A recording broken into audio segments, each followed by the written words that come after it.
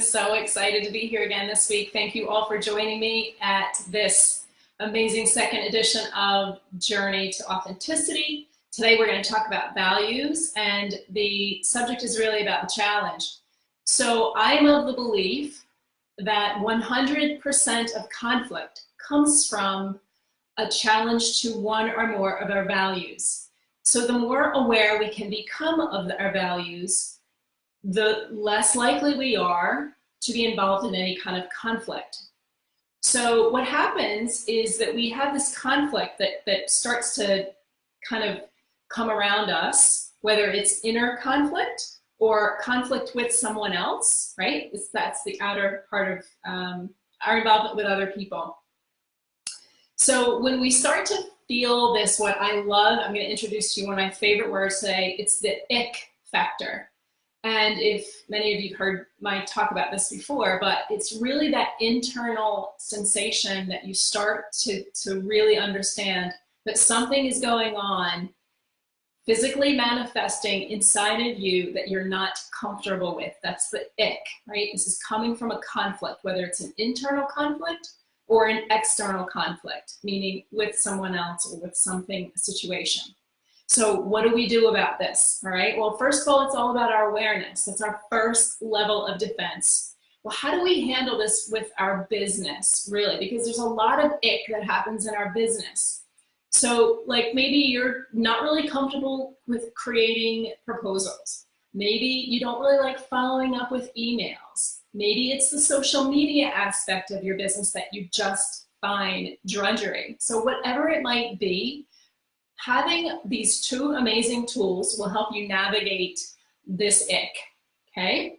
The first tool is discernment. Discernment, what does that mean, actually? Well, it's actually the ability to grasp and comprehend what is obscure. Okay, so that means that it's something that we don't know about, obscure, right? Something that we cannot see.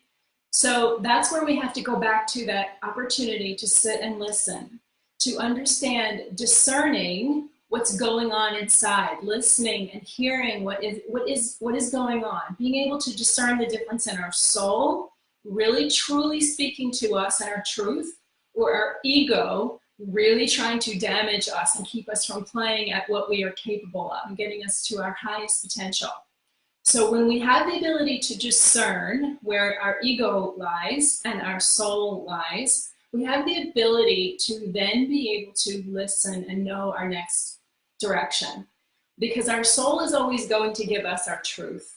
Our ego is going to want to shut us away from our truth. Having the ability to discern keeps us on the right path. The second tool that I want to tell you about is our strengths and weaknesses. Identify them, get comfortable with them. Really, this is important. And I kind of want to talk a little bit about each one of these strengths and weaknesses. Strengths. Okay, well, we all know our strengths, right? Most everyone else can identify what our strengths are as well. But what happens in our business is we find ourselves actually ruminating in them, constantly doing the things that we're strong at. We find ourselves actually enjoying it because we're avoiding our weaknesses. Be careful about this. There's no balance in your business when you're only doing the things that you truly enjoy doing. Doesn't mean that you can't enjoy doing the things that you don't enjoy. It's just a shift of the mindset so that you can actually be able to learn to enjoy them. And that takes discernment. So let's now talk about weaknesses. Okay, so weaknesses are in our business constantly, things we don't like to do, things that we're not good at, things that we avoid. We avoid them, right? So when we're able to use our discernment, and we're actually able to set aside the things that we're strong at, and we can look at the things that we're not so strong at, and using that level of discernment, we can say, okay, what is it truly here that I want to learn how to do? And what is it truly here that I know I don't want to spin my wheels doing? What you want to learn how to do is where your soul speaks to you. It's something like maybe you really want to learn how to do your website, but you just don't know the right tools and you don't have the right next step. So ideally what you might want to do is just kind of be comfortable with the fact that you don't know. It's okay. But how can you actually take that next step, whether it's checking out somebody's website that you do like, getting some ideas, checking out YouTube to see some first steps on how to actually create your website. There's tons of tools available to us, but understanding that it is something that is what we want to do, it's our truth, aside from the ego keeping us playing small. Typically, when we're able to separate ourselves from that place of the ego's telling you, no, you can't do this, well, that's when you recognize the fact that that's the ego talking rather than your truth. However, if it's something that you're like, you know what, I really truly have no interest technologically, I am not that sharp, and I really am comfortable paying someone else to do that for me, beautiful, great, don't waste your time. That's the ability to identify your weaknesses, separate with discernment the ego and the soul, and continue moving forward in your business.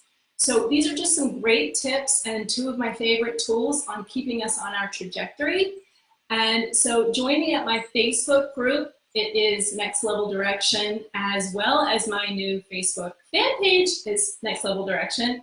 And if in the event you did not get my 3-step guide to determining your next phase of business, please email me at Karen@nextleveldirection.com. And I really look forward to seeing you guys again next week. Thank you so much for being here.